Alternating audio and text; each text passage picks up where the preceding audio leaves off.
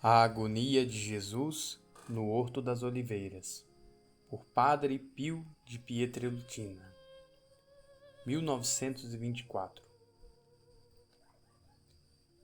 Espírito Divino, iluminai a minha inteligência, inflamai o meu coração, enquanto medito na paixão de Jesus. Ajudai-me a penetrar nesse mistério de amor e sofrimento do meu Deus, que feito homem sofre, agoniza, morre por mim.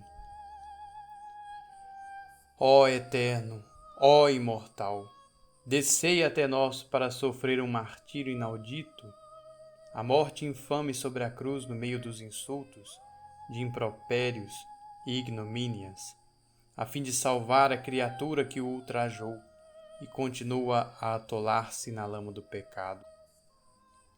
O homem saboreia o pecado, e por causa do pecado, Deus está mortalmente triste. Os tormentos de uma agonia cruel fazem-nos suar sangue. Não posso penetrar neste oceano de amor e de dor sem a ajuda da vossa graça, ó meu Deus. Abri-me o acesso à mais íntima profundidade do coração de Jesus, para que eu possa participar da amargura que o conduziu ao Jardim das Oliveiras até as portas da morte, para que me seja dado consolá-lo no seu extremo abandono. Ah, se pudesse unir-me a Cristo, abandonado pelo Pai e por si próprio, a fim de expirar com Ele.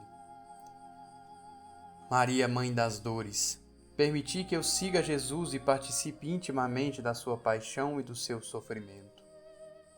Meu anjo da guarda, velai para que as minhas faculdades se concentrem todas na agonia de Jesus e nunca mais se desprendam.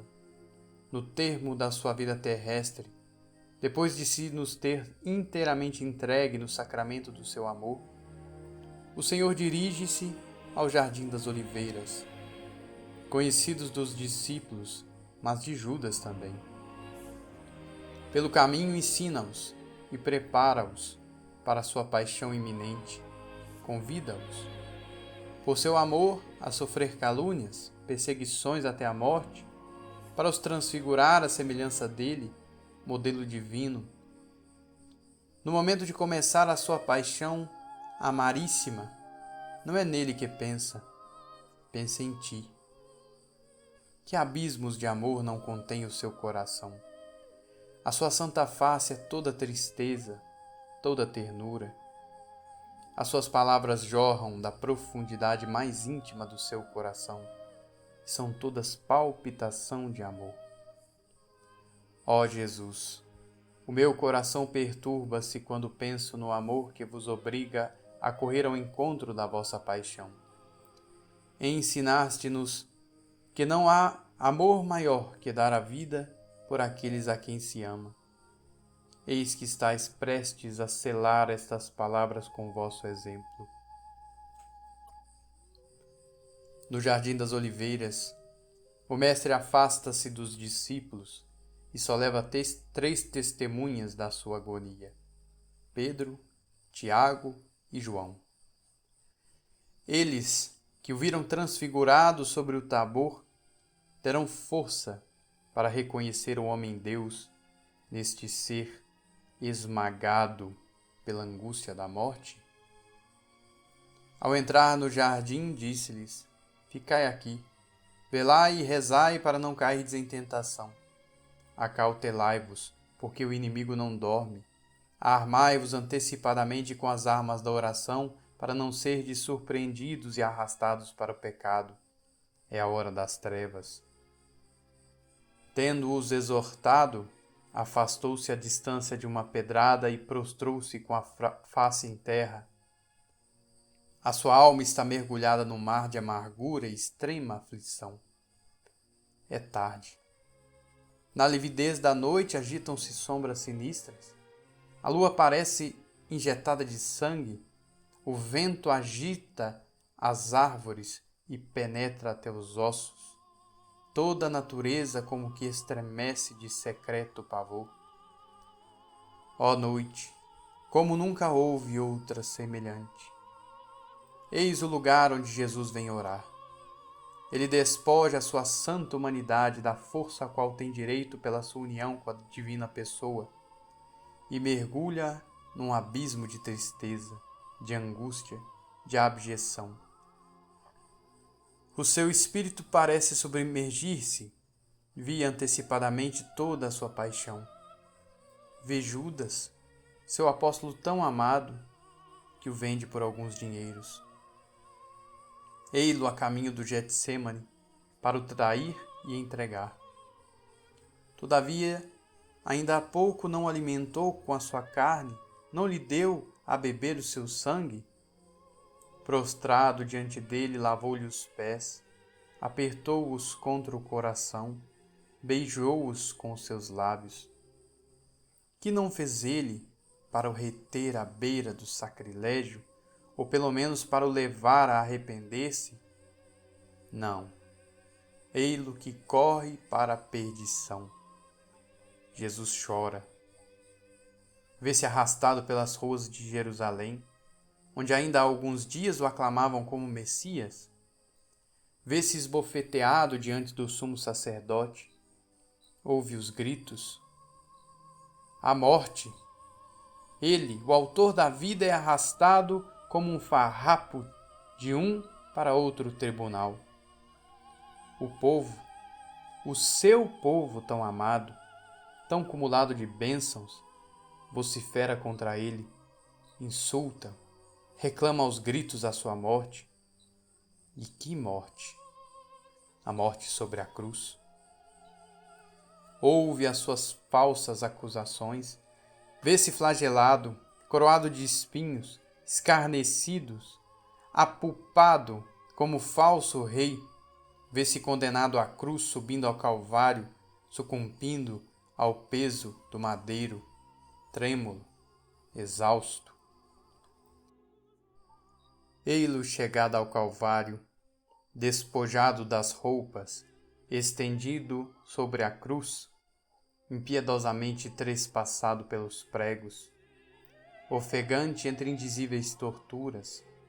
Meu Deus, que longa agonia de 3 horas, até sucumbir no meio dos apupos da gentalha, ébria de cólera.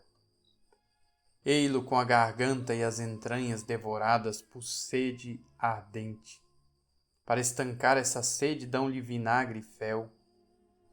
Vê o pai que o abandona e a mãe aniquilada de dor. Para acabar, a morte ignominiosa no meio de 2 ladrões. Um reconhece-o e pôde salvar-se, o outro blasfema e morre réprobo.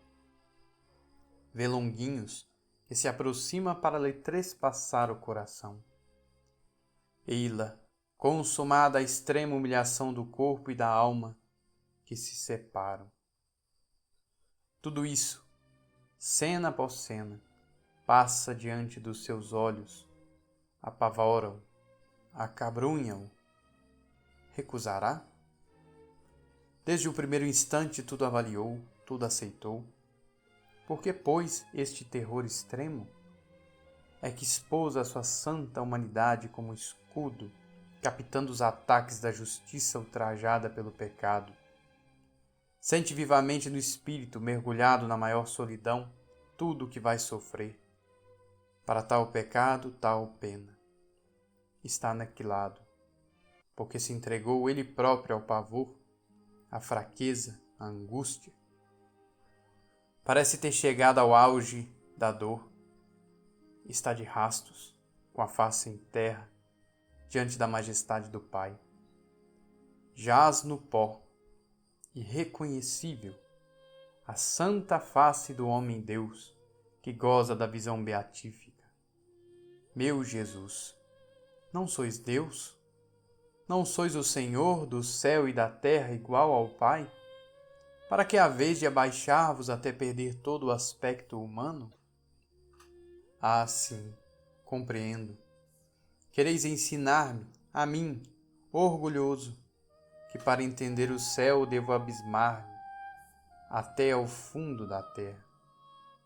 É para espiar a minha arrogância que vos deixais afundar no mar da agonia.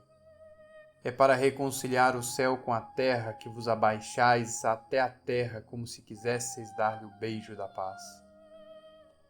Jesus ergue-se, volve para o céu um olhar suplicante, ergue os braços, reza, cobre-lhe o rosto mortal palidez, implora ao Pai que se desviou dele, reza com confiança filial, mas sabe bem qual o lugar que lhe foi marcado.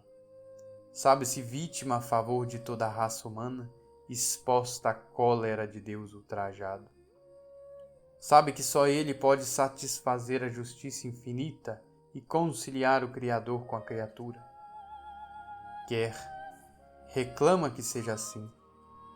A sua natureza, porém, está literalmente esmagada, insurge-se contra tal sacrifício. Todavia o seu espírito está pronto à imolação e o duro combate continua. Jesus, como podemos pedir-vos para sermos fortes, quando vos vemos tão fraco e acabrunhado? Sim, compreendo. Tomastes sobre vós a nossa fraqueza, para nos dardes a vossa força. Vos tornastes a vítima expiatória. Quereis ensinar-nos como só em vós devemos depositar confiança, até quando o céu nos parece de bronze. Na sua agonia, Jesus clama ao Pai: se é possível, afasta de mim esse cálice. É o grito da natureza que prostrada recorre cheia de confiança ao céu. Embora saiba que não será atendido porque não deseja sê-lo, contudo ora: meu Jesus, por que pedis que não podeis obter? Que mistério vertiginoso! A mágoa que vos dilacera vos faz mendigar a ajuda e conforto, mas o vosso amor por nós e o desejo de nos levar a Deus vos faz dizer: não se faça a minha vontade, mas a tua. O seu coração desolado tem sede de ser confortado, tem sede de consolação. Docemente ele levanta-se, dá alguns passos vacilantes, aproxima-se dos discípulos. Eles, pelo menos, os amigos de confiança, hão de compreender e partilhar da sua mágoa. Encontra-os mergulhados no sono. De súbito sente-se só, abandonado. Simão, dormes? Pergunta docemente a Pedro. Tu que há pouco me dizias que querias seguir-me até a morte. Vira-se para os outros. Não podeis velar 1 hora comigo? Uma vez mais esquece os sofrimentos. Não pensa senão nos discípulos. Velai e orai para não cairdes em tentação. Parece dizer: se me esquecestes tão depressa, a mim que luto e sofro, pelo menos no vosso próprio interesse, velai e orai. Mas eles, tontos de sono, mal o ouvem. Ó meu Jesus, quantas almas generosas, tocadas pelos vossos lamentos, vos fazem companhia no horto das oliveiras, compartilhando da vossa amargura e da vossa angústia mortal. Quantos corações têm respondido generosamente ao vosso apelo através dos séculos. Possam eles vos consolar e, comparticipando do vosso sofrimento, possam eles cooperar na obra da salvação. Possa eu próprio ser desse número e vos consolar um pouco, ó meu Jesus. Jesus volta ao local da oração e apresenta-se-lhe diante dos olhos um outro quadro bem mais terrível. Desfilam diante dele todos os nossos pecados, nos seus mais ínfimos pormenores. Vê a extrema vulgaridade dos que os cometem. Sabe a que ponto ultrajam a divina majestade. Vê todas as infâmias, todas as obscenidades, todas as blasfêmias que mancham os corações e os lábios, criados para cantar a glória de Deus. Vê os sacrilégios que desonram pais e fiéis. Vê o abuso monstruoso dos sacramentos, instituídos por Ele para nossa salvação, e que facilmente podem ser causa de nos perdermos. Tem de cobrir-se com toda a lama fétida da corrupção humana. Tem de expiar cada pecado à parte e restituir ao Pai toda a glória roubada. Para salvar o pecador, tem de descer a esta cloaca. Mas isso não o detém. Vaga monstruosa, essa lama rodeia-o, submerge-o, oprime-o. Ele em frente do Pai, Deus da justiça. Ele, o Santo dos Santos, vergado ao peso dos nossos pecados, tornando-se igual aos pecadores. Quem poderá sondar o seu horror e a sua extrema repugnância? Quem compreenderá a extensão da horrível náusea, do soluço de desgosto? Tendo tomado todo o peso sobre ele, sem exceção alguma, sente-se esmagado por monstruoso fardo e geme sob o peso da justiça divina, em face do Pai, que permitiu ao seu Filho se oferecesse como vítima pelos pecados do mundo e se transformasse numa espécie de maldito. A sua pureza estremece diante desta massa infame, mas ao mesmo tempo vê a justiça ultrajada, o pecador condenado. No seu coração defrontam-se duas forças, dois amores. Vence a justiça ultrajada, mas que espetáculo infinitamente lamentável. Este homem, carregado com todos os nossos crimes, ele, essencialmente santidade, confundido, embora exteriormente, com os criminosos, treme como uma folha. Para poder afrontar esta terrível agonia, abisma-se na oração.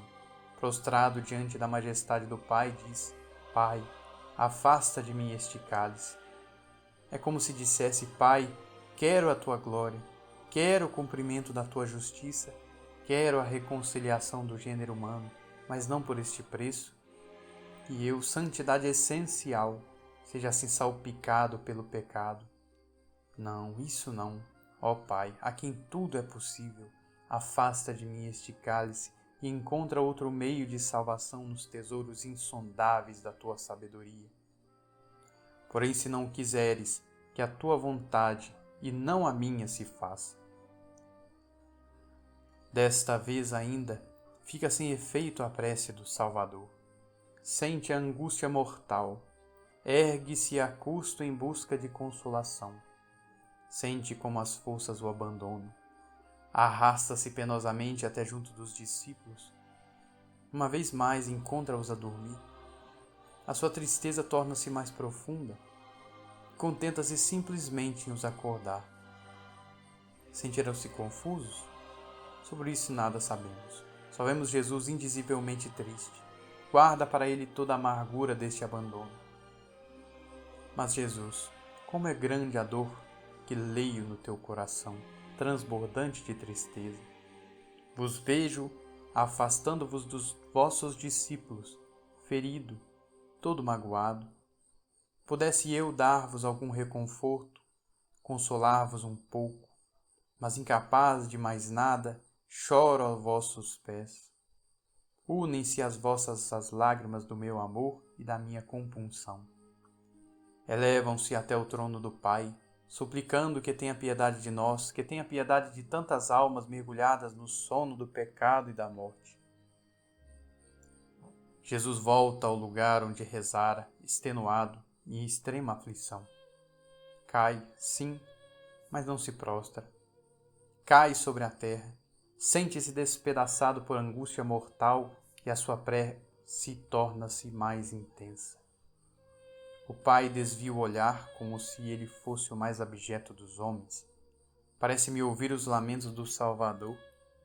Se ao menos as criaturas, por causa de quem eu tanto sofro, quisessem aproveitar-se das graças obtidas através de tantas dores.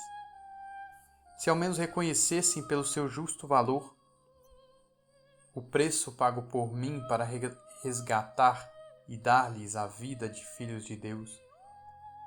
Ah, este amor despedaça-me o coração, bem mais cruelmente do que os carrascos que irão em breve despedaçar minha carne.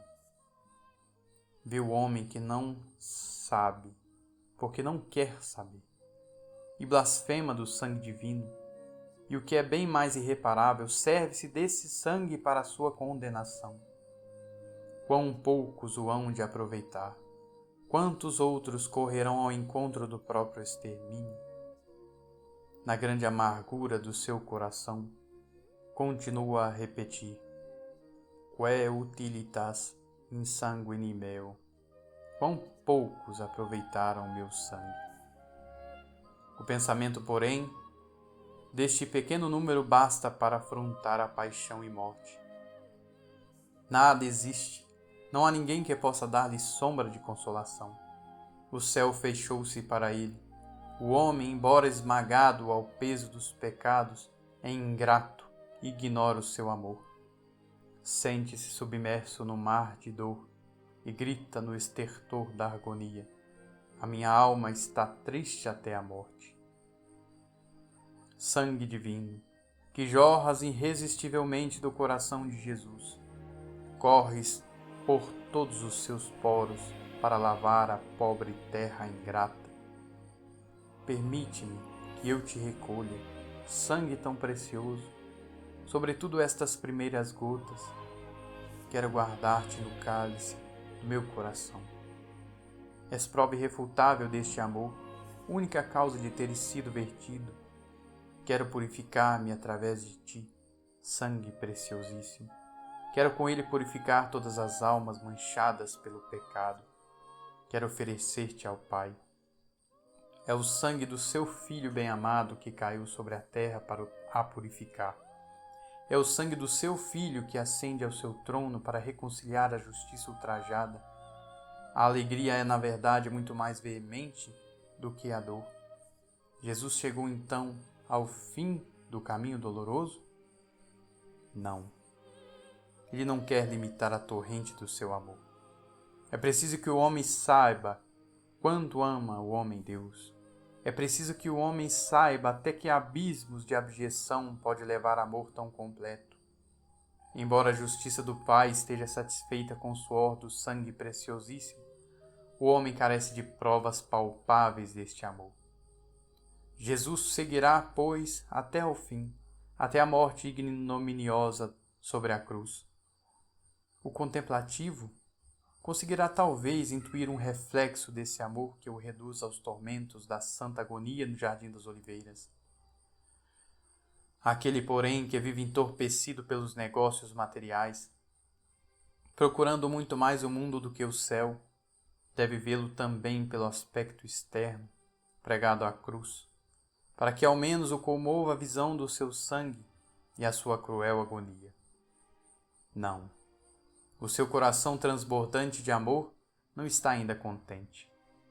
Domina-o a aflição e ora de novo: Pai, se este cálice não pode ser afastado sem que eu beba, faça-se a tua vontade. A partir deste instante, Jesus responde do fundo do seu coração abrasado de amor ao grito da humanidade que reclama a sua morte como preço da redenção.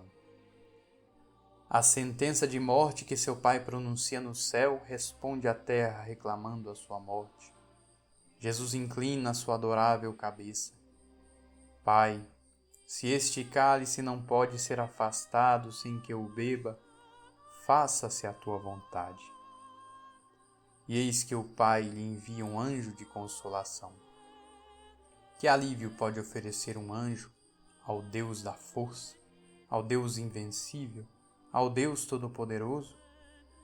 Mas este Deus quis tornar-se inerme, tomou sobre os ombros toda a nossa fraqueza, é o homem das dores, em luta com a agonia.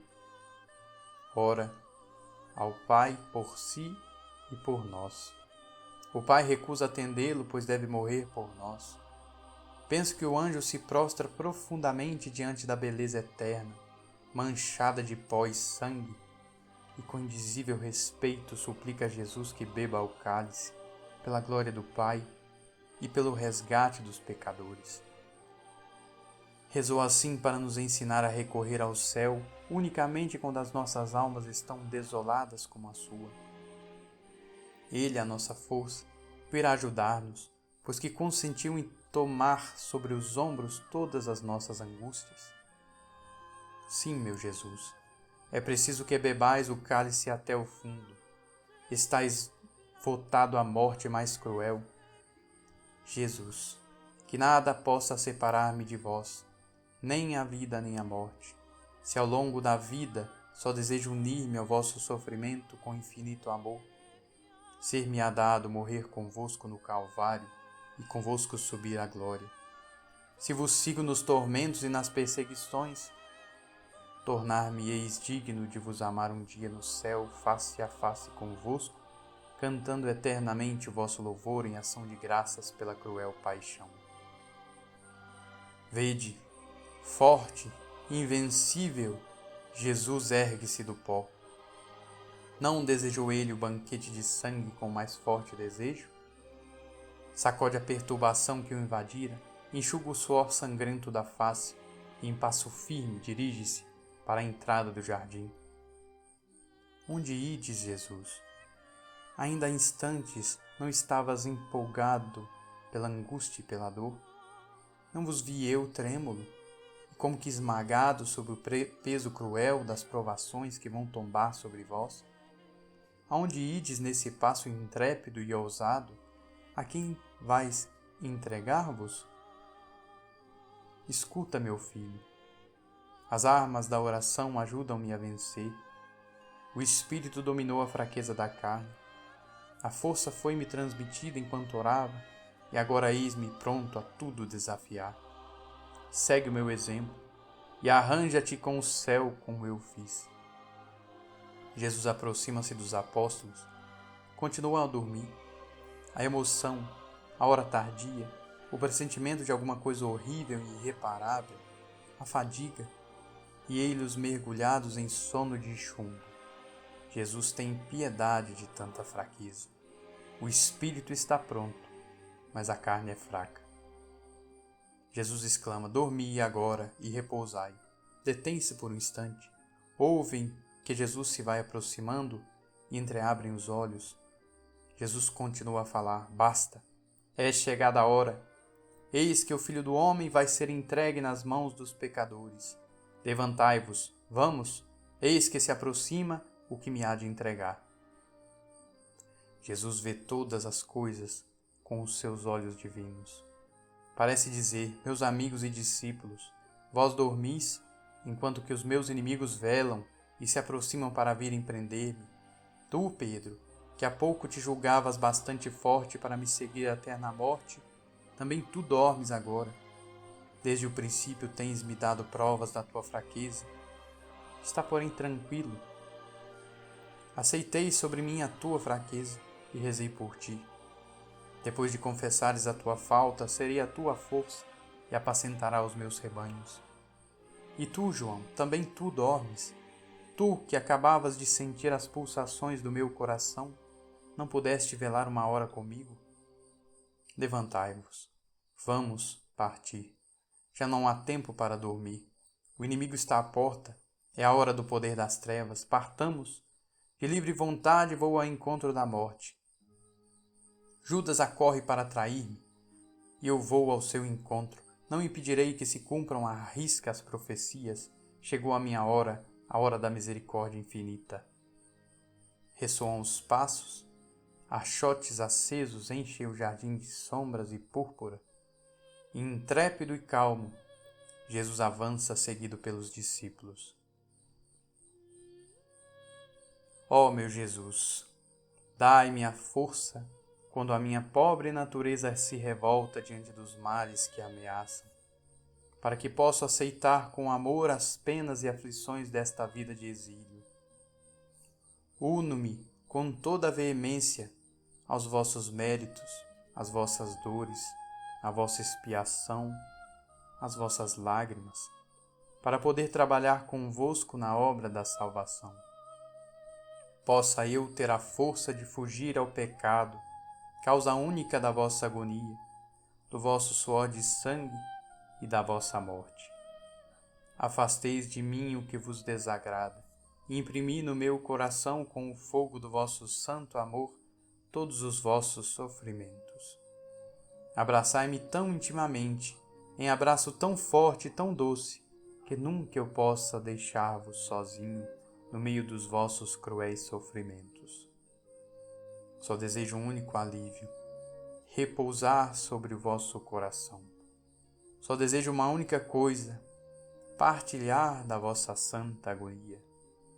Possa minha alma inebriar-se com o vosso sangue e alimentar-se com o pão da vossa dor. Amém.